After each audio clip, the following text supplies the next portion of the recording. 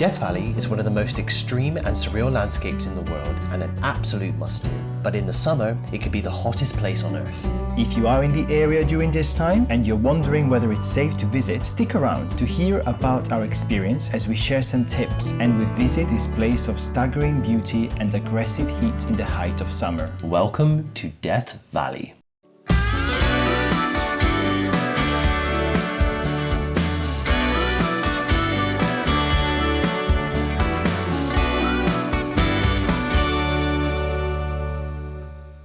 Hello, this is Ryan. And this is Manuel. And if you're wondering whether visiting Death Valley in the summer is a good idea, or if you're looking for tips on what you can actually achieve there when temperatures soar way above 38 degrees, we got you covered. Located in eastern California by the Nevada border, Death Valley National Park is only a 2-hour drive from Las Vegas, and it truly is a natural wonder that you can't miss. It's a land of extremes where you can go from towering peaks to scorching desert landscapes, driving past salt flats, dunes, multicolored hills and star canyons.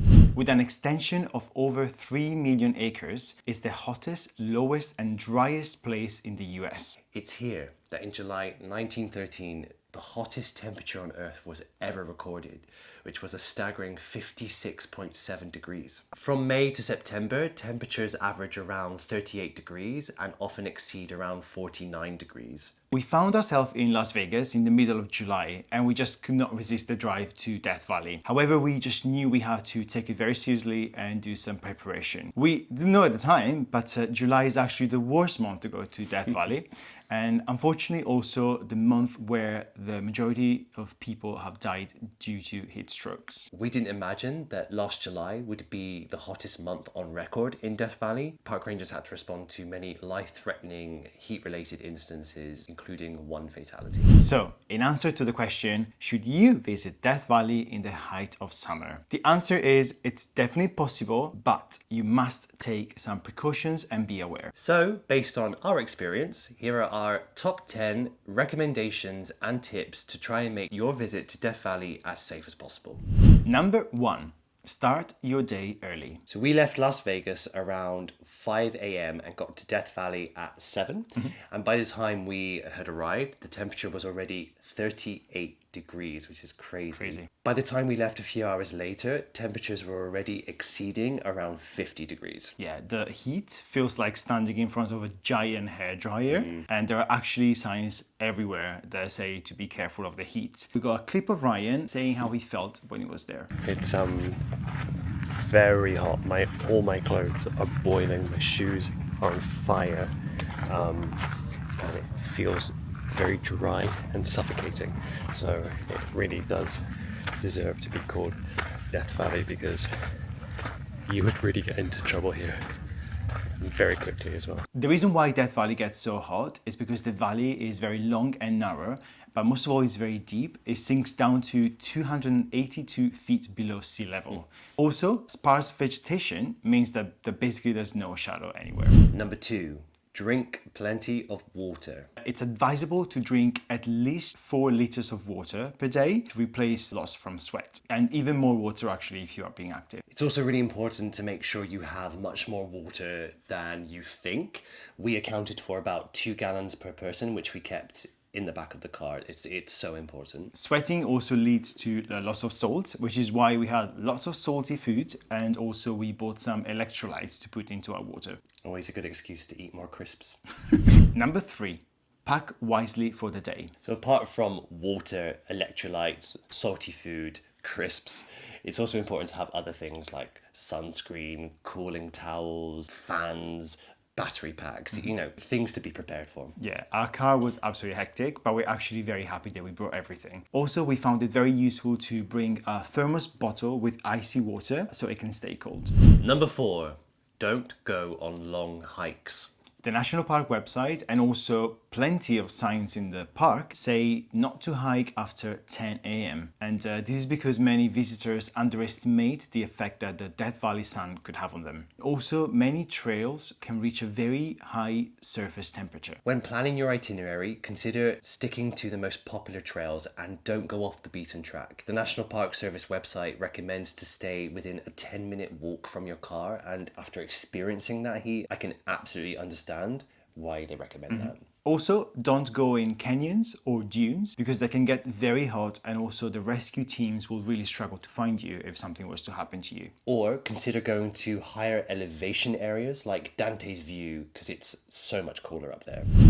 Number 5, no cell service. So cell service in Death Valley is almost non-existent. So it's really, really important to have maps downloaded on apps like Google Maps, which is what I use, or even be really old-fashioned and have paper maps. Also, make sure you check the weather and park alerts before you visit. A very good tip, I think, is also to know that the visitor center is a good base. So if you want to stay connected, you can always go there and say you need a map. You can ask a park ranger or just get one there. Number 6, wear appropriate gear. Yeah, for example, wide-brimmed hats. We had them. They were not very fashionable, but they were kind of a lifesaver for us. Also, lightweight, long-sleeved shirts are recommended, even though we didn't have them. Something else worth considering, maybe an umbrella for shade. Sunglasses. Appropriate shoes, because the ground can get very hot. And also we have a backpack with a water tank in it, which is actually really useful if you need water in the moment. Number 7, watch for signs of trouble. It's so important that you listen to your body. There are moments when you feel like you want to do more, but you really shouldn't. If the body says stop, stop. Because it was so hot, we were constantly reminded to check in with ourselves because the weather was so extreme. The general advice is if you feel dizzy, nauseous, or you get a headache, get out of the sun immediately and get some water. Also consider dumping your clothes to lower body temperature. Number 8, let someone know your travel plans. This is something that we normally do anyway, but it's especially valid for Death Valley. So basically tell someone a rough itinerary of where you're going to be and what time. Some people even advise to leave your itinerary in the front of your car so others can see, but we didn't do that. We felt that was a bit too extreme, but the advice is there. Number 9, have a reliable vehicle. Yes, make sure that you have a full tank of gas and also that the aircon is working and functioning and perfect because you need it. Most of all, make sure that the car is in perfect condition because a breakdown or something happening in the middle of Death Valley can be deadly. So make sure you have proper equipment on you for things like changing tires because towing companies, the closest ones are hours away. And you don't want to be stuck there. Number 10, travel prepared to survive. This may sound extreme, but it actually makes sense. I think it's kind of like a collection of all the previous tips in a way, and it's actually what the National Park Service website recommends. This includes having plenty of backup supplies, never underestimating how the heat can cause heat exhaustion, dehydration, and all of this, and also knowing that the more you're out in the sun, the worse it's going to be for your body. Death Valley is the largest US national park outside of Alaska and probably the most extreme, so it makes total sense why it's so important to prepare to survive. These are our top 10 tips, but we want to throw in a bonus one, which is kind of linked to what we actually managed to do there, which is manage your expectations. So you most likely won't be able to do long hikes or stay long in the park. So your experience in the summer will be very different from your experience in other seasons in Death Valley. With this in mind, we're going to share with you what we actually managed to do. Our top priority was to be safe, especially because temperatures were as high as we mentioned earlier. The scenic drive from Las Vegas took approximately 2 hours and it was absolutely incredible. When we arrived, we stopped at the Death Valley entrance sign and getting off the car and experiencing that heat for the first time was definitely a reality check. We appreciated that the sign pays tribute to the Timbisha Shoshone, who are now partners with Death Valley National Park in preserving the land they have always called their homeland. A little note about entering the park. Death Valley National Park does not have physical entry gates with rangers welcoming you, like most do, which contributes to making the park feel even more barren and isolated. You will need to purchase a pass and either display it on your dashboard or pay at a kiosk or visitor center.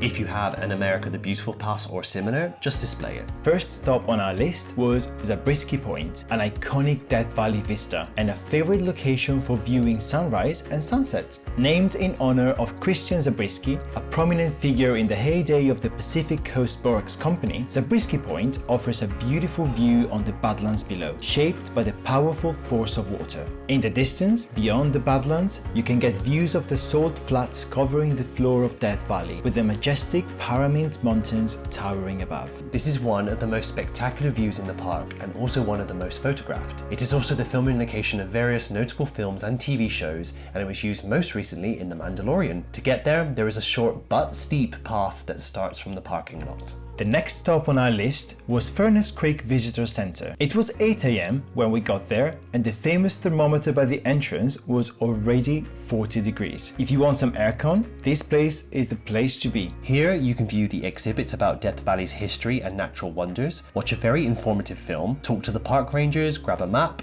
pay your entrance fee, use the restroom, and most important, fill up your water bottle. Our next stop was Badwater Basin. To get there, we drove along a stunning desert road. Badwater Basin is an otherworldly experience. This large salt flat is home to the lowest elevation in North America, at minus 282 feet below sea level. There is even a sign that tells you where sea level is, which really gives an idea how low the basin is. Legend says that Badwater Basin earned its name when a mule refused to drink from the pool near the present-day boardwalk. We didn't taste the water, but we love to learn that despite this high salinity, many organisms not only survive, but thrive here, like the endemic snail naturally found only at this location. Today, fascinating geometric salt polygons form on the flats as the water evaporates. This is an absolute must-do in Death Valley. Our next stop was Artist Drive, the most popular scenic drive in the park and also our personal highlight. Artist Drive is a stunning 9-mile, one-way paved road that winds through multicolored eroded hills carved by the power of water, with vistas of the rugged Black Mountains and the white salt flats. The highlight of the drive is Artist's Palette, where you can marvel at an array of colors splashed across the hills, from red, orange, yellow, blue, pink and green. These colors come from volcanic deposits rich in iron oxides and chlorite, which create a rainbow effect. You can see Artist's Palette from the lookout or do a short walk. This is a must-do and looks even better when you're there. At this point, the heat became unbearable, so even though we had a few more stops planned, we decided to call it a day. Yes, we would have loved to see the iconic Mesquite sand dunes, The Ubi crater, the Golden Canyon. and Dante's View, but we really believe that safety first. We can't wait to come back, not in the summer, so we can show you all the stops we've not been to yet. So to conclude, visiting Death Valley in the summer is absolutely possible without getting too paranoid, but it's really important that you think about all these things and that you're prepared, because it is not a casual road trip by any means. The best time to visit Death Valley National Park is October to April, which is when temperatures are actually very, very pleasant. This is the perfect time for camping, stargazing, hiking, and seeing everything the park has to offer. So if you can schedule your trip during this time, we definitely recommend that. But if going in summer is your only option, just do some planning and you'll be fine. We are so happy that we got to experience it. If there's anything that we missed, please leave us a comment down below. We would love to hear your thoughts. And if you liked this video, please subscribe to our channel and follow us on social media for more adventures and tips. And now, see you down the road.